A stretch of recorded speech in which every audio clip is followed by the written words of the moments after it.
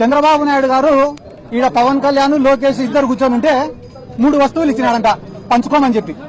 ఒక దుప్పటి ఇచ్చినాడంట, ఒక చెట్టు ఇచ్చినాడంట, మూడోది ఒక ఆవుని ఇచ్చినాడంట. మీరిద్దరు పంచుకోండి రా ఆస్తులు అని చెప్పినాడంట. లోకేష్ చెప్పినాడంట పవన్ కళ్యాణ్కి, అన్నా నీకు పంపకాలు సరిగ్గా రావు, నేను పంచుతా, న్యాయంగా పంచుతా ఇద్దరికి అని అంట. అన్న తర్వాత మొట్టమొదట దుప్పటి తీసుకున్నారంట. దుప్పటి తీసుకుంటే నారా లోకేష్ ఏం చెప్పాడంట, అన్న న్యాయంగా పంచుకుందామన్న ఈ దుప్పటి, దీన్ని పొద్దునంతా నువ్వు వాడుకో, రాత్రి అయితే నేను వాడుకుంటా అని అంట. ఆ న్యాయంగా పంచినావు తమ్ముడు అని చెప్పి దుప్పటి తీసుకున్నాడు పవన్ కళ్యాణ్. తీసుకున్న తర్వాత పొద్దున ఎండకు దాన్ని కప్పుకోలేకున్నాడంట, వేడి అయిపోతేనే సాయంత్రం అయితేనే లోకేష్కి ఇచ్చినాడు. పాపం లోకేష్ తెలివైనాడు కదా, చలికి బాగా కప్పుకొని పండుకున్నాడు. అంటే దుప్పటి లోకేష్ కు ఉపయోగపడింది, మరి పవన్ కళ్యాణ్ ఉపయోగపడలే. అయిపోయిన తర్వాత ఇద్దరు చెట్టుకాడికి పోయినారు.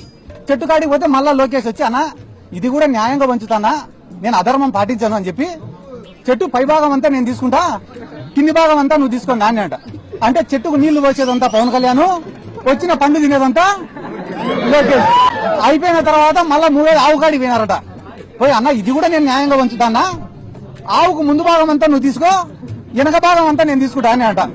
అంటే ఆవుకు రోజు నీళ్లు పోసేది, మేపేసేది అంతా పవన్ కళ్యాణ్, వచ్చే పాలు పిండుకొని తినేది లోకేష్. ఈ రోజు జన సైనికుల పరిస్థితి ఏమరా అంటే, కూలీ చేసేది ఇల్లు, వచ్చిందంతా తినేది తెలుగు తమ్ముళ్ళు.